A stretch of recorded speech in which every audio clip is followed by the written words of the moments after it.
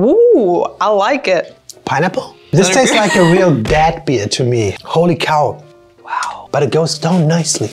What's up, guys? We are Deanna and Phil. Deanna's from the United States and I'm from Germany, and we are going to try Dutch beer. We have a good big selection right in front of us and I'm so excited.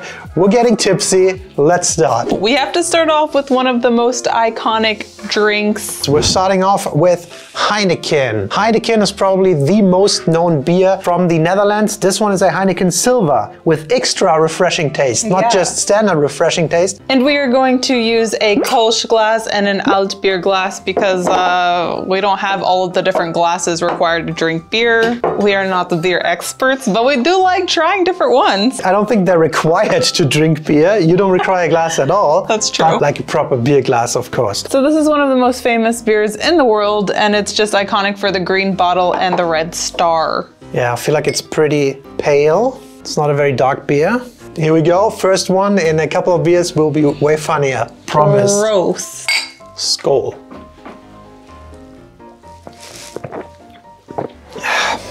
Standard beer Standard taste. pilsner, right? It has this very classic taste. I don't know why pilsners always make me think of college. Any type of lager just feels like a college beer. Are you sure not any beer makes you think of college? Yeah, I think maybe just This tastes like a real dad beer to me. I don't know. When you're like young and you try beer and it's like, oh, it doesn't taste that good. It's an acquired taste. dad beer. As per usual. Pour some in the beer cup. We're mixing the beers together Try 'em at the to end. create the ultimate Dutch beer in the very end.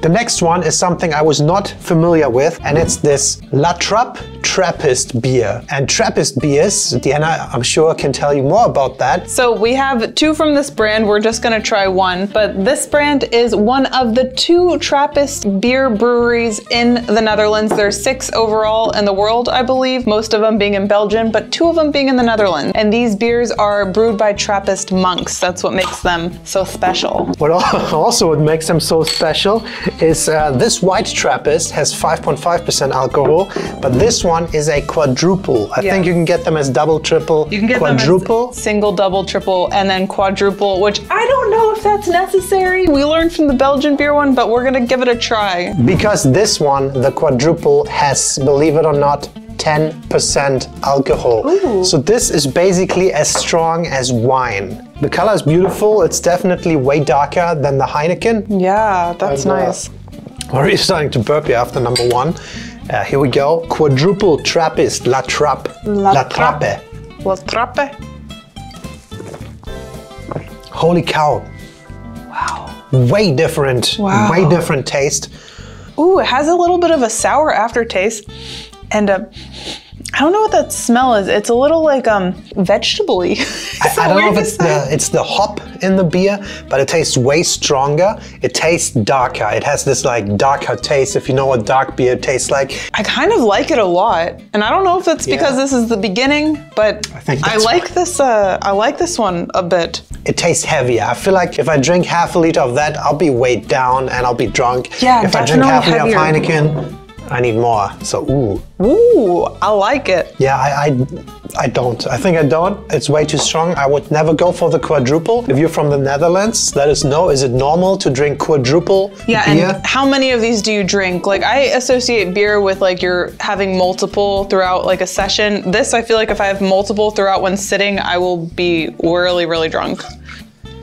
I don't know if she's really trying to get drunk here today, but... Not too shabby. Not too shabby of a start. We're going on with one of my favorite names. I never heard of it before we looked into this Dutch beer thing. It is Hertog Jan. Hertog Jan. I don't know. Hertog Jan. If it means something like Lord Jan or something, because there's a German word, Herzog, which is probably very familiar. It says it's named after John I, Duke of Brabant. Brabant. Yeah. So, traditionell naturzuiver beer. This one is hopefully not a quadruple. No, it's a 5.1%, which is standard for a Pilsner, right? Yeah, it's pretty standard. A little bit for the wife. Looks basically like the Heineken. A little paler, even though it comes in a darker bottle, which I kind of like. I kind of also feel brown bottles feel more dad-ish. Even though the Heineken tastes very dad-ish. What's with your dad thing going on today? Well, it's... When you're a wee boy, your dad always sends you down in the basement to grab a beer and bring it to him, right? And then you sniff it when he opens it, and that's what I associate with that. Hertog Jan. Ooh, that's very smooth. That's my favorite so far. That's very nice, especially coming from the Trappist, the quadruple. It's so smooth. Yeah, I don't know how else to describe it. Smooth. It might be slightly darker than the Heineken, but it goes down nicely. Yeah, it goes down really nicely. Ooh, Hertog Jan. This one goes on the throne right now, where the Hertog belongs to, the throne. All right, so this next one is Brand. What brand is it? It's a brand. It's a nice, it's just brand. It's a Weissen. They are known for pilsners, but if we do Dutch beers, it's gonna just be all pilsners. I think we have to pour out the whole thing, right? Oh, yeah, it's Weizen. So You're that's right. why I got this thing. Volmond tarwebier met een extra piece en fruitige smaak. Extra fruity taste, I guess. I don't know. It's gonna taste like a banana. What are you doing? Oh, what? Just opening it. This is what they teach every German in school, how to open a bottle with another bottle. And I'm very sure every Dutch person as well. This time we're gonna pour this full wheat beer. It's so clear in the bottle though, it doesn't really look like wheat beer. Pouring all the way through, make sure you have some nice head on there. This is not a wheat beer glass. I'm pretty sure you were supposed to do like 3/4 of it and then mix it around and then pour the top. But look at the nice bubbliness, man. This is the beer glass in movies, right? Lord of the Rings and stuff, when they ask for a pint. I want a pint of beer. Yeah, it's not a mass, it's a half mass, but it's good. Also, surprisingly, the wheat beer usually comes in 1/2 liter bottles. That's what I'm used to. This one is only a 0.33 liter like all the others. Interesting. No good? You look cute drinking out of these glass like this. I don't know. Tastes very standard wheat beer-ish. It's not good, but it's not bad. It's growing on me. My official opinion. Yeah, the older I'm getting, the more I'm thinking wheat beer is not as bad. I actually like it. I like it a good amount. I think I would prefer this over a lot of beers.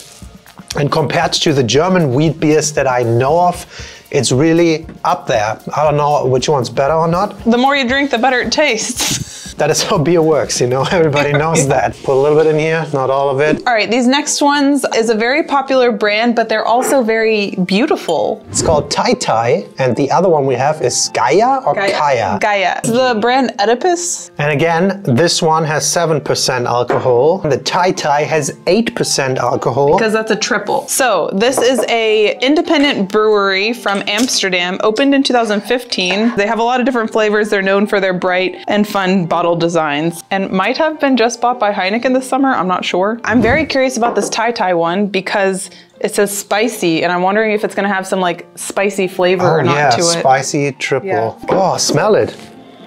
It smells fruity. Interesting. Curious. Yeah.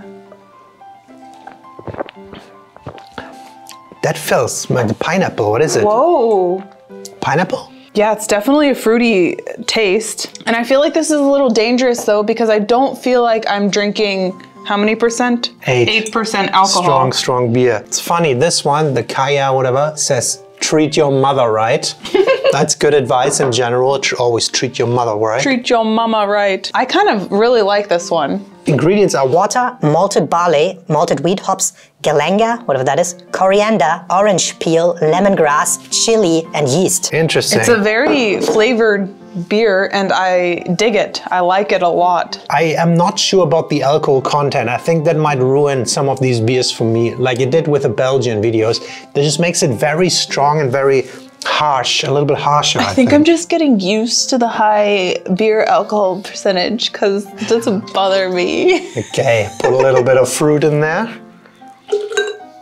That's it? Are you just drinking it? Okay, next one. I don't know why they went with this, but they just called it Bavaria. But now that I think about it, there are these Bavaria shops in every city. Our first time in the Netherlands, we went to Eindhoven. I was like, why do they have a giant Bavaria sign? We're not in Bavaria or Bayern right now, but it's their very famous beer brand. So, nur erst in Bavaria.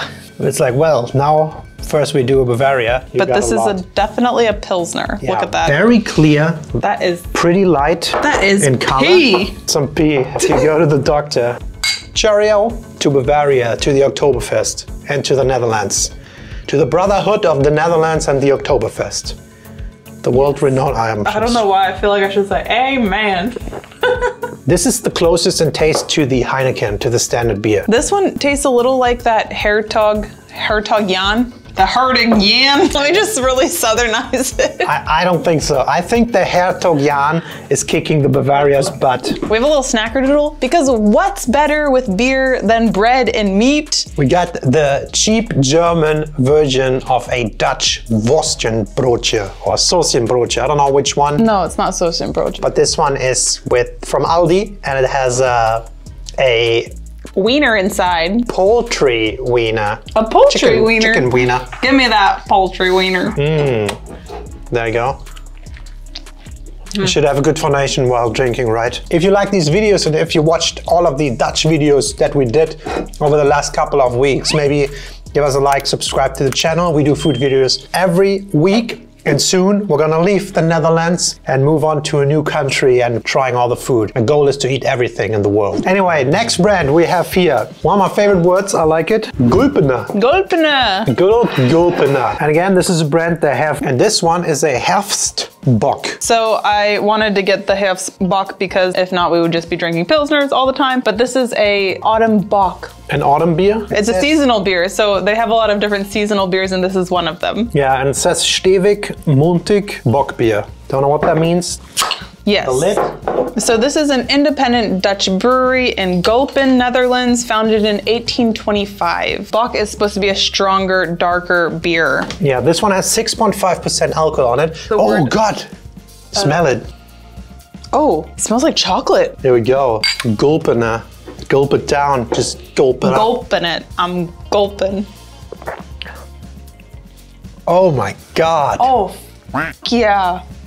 That is, what? That's great. I like it. I don't. Really? You throw that up, you know exactly what your vomit will taste like. Why would you think that when you consume anything? That's so strange. When I consume alcohol, that's naturally your mind wanders there, right? No, I like this actually. It tastes a little bit like Guinness, but then somebody put a shot of caramel syrup in there. It does smell very syrupy. And maybe like some dark chocolate as well. It smells chocolatey and syrupy. I like it. Really? To me, that is by far the worst one yet. Wow, look at that. If you like Guinness, go for it, try it out.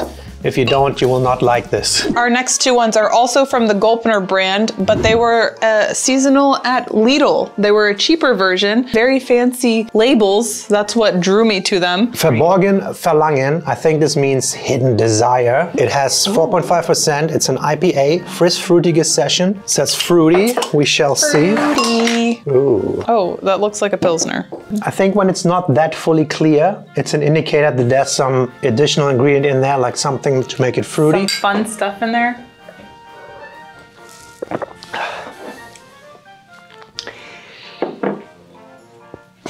That's a little fruity. It's a little fruity. It reminds me a little bit of the fruity one we had earlier. This one's not good, but not bad. True. It's very standard, but still I think better than a basic pilsner. It tastes a little special, but I think you could get really sick of this in minutes if you drink this. But if you like fruity and strong, this one's better, I think. I think this is like a average beer to me. This I would give a 5 out of 10. Oh, we're making some fruity, strong cocktail here. 2 more to go. One big staple. It's at least one that I have heard before, that I've drunken before. I have been drinking this earlier in my life. It's Grolsch. And Grolsch, for some reason, is very familiar to me. Either we had this in England a lot or when I lived in Austria. But Grolsch sounds familiar. And it is the only one here with this nice closing mechanism, which goes... Oh my God! Oh my God! Wow, that was loud. Nice. I was not ready for that. 5% alcohol, so that is pretty standard, and I'm expecting this to be a very standard beer as well. Yes, very pale, very clear. The question is it better or worse than the Heineken? A little bit for the DEANA. If this is not good, I'm going to be upset. This is false advertising at its finest. It looks epic. You like the bottle or what? I like the bottle a lot. Even though it's very basic, I love this thing. Oh, that, yeah. Pew, pew. It's a little bubblier than the rest of the beers, right? It's like Sprudelwasser. Why is it so bubbly? Very fine carbonation, like tiny bubbles, tiny. You can see my face there? Wow, I should be in a beer bottle. I think this is the closest to taste to the Heineken though. This is way bubblier than any of the other beers. That's true. I feel like the darker the beer, the more Guinness the beer, the less bubbly it gets. This is the bubbliest pilsner we've had. You're funny already. I don't know, we had a bit of a better base today, so I feel like I'm not getting that drunk. What do you mean a base? Like you were just base drunk before we started? But there's one more that could dethrone it. Let's see if it does. Which is interesting because I have not heard about it. I don't see it much in Germany, and it is Amstel. Amstel. Brown bottle, red labels, Pilsner, 5%. I expect the same thing as the Heineken and the Grolsch from this. Yeah, it looks pretty similar. Stop. Get your head out of there, man. You should put your head in there. Last one, Amstel from Amsterdam. Is it from Amsterdam? Amsterdam. It tastes different. Less sparkly than the last one. Yes, it tastes a little more bitter than the Grolsch, definitely, and I also think than the Heineken. I like this a little better, but normally I don't love the bitter. I'm gonna call it a basic beer. Is it something that will remind you of your college time? We had Bud Light, so we have like watered down things. Okay, you're out. You're disqualified from this video. But overall, what is your favorite? So this is #1 for me. Spicy, awesome, Thai. #2, this quadruple. That's nice. And I wonder if I would like the single flavor of this, but it was very smooth to me, this one. So 1, 2, and then 3. Ew. Here we go. 1, 2, 3 for me. That's horrible. That can't be real. Well, what are yours? Get out of here, man. #3 for me was, I think, also the Thai, and then #2, the Brandweizen beer, and then #1, there can only be one Jan. One Jan. I think he's just in love with Jan. Hertog Jan. Let me just confirm that. Do you love him? Does he taste good? Yeah. I think that's the best one for me, but as we know, the tastes, they're all different, they're personal. What is not a personal taste though, but a fact is that this is the best Dutch beer that was ever created in the history of beer drinking. Look at that beautiful color. Slight crown there, barely a crown, looks horrible actually. 10 beer in one. Is it called Beer Master? Beer Keeper? What is the beer person called? Brewer? Beer brewer?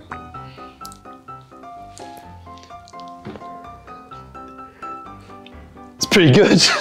It's not bad. It's pretty good, right? This one's very smooth, less sparkling water. Just tastes like a nice mixture of beer. That tastes like it could go down a little easier, right? But it actually tastes pretty good. That were 10 different beers from the Netherlands, and me as a German living basically right next to the Netherlands, I haven't heard of at least 7, maybe 8 of those, and learning about these Trappist things, that they have single to quadruple beers and all these amounts of high alcohol content beers. That is very surprising to me.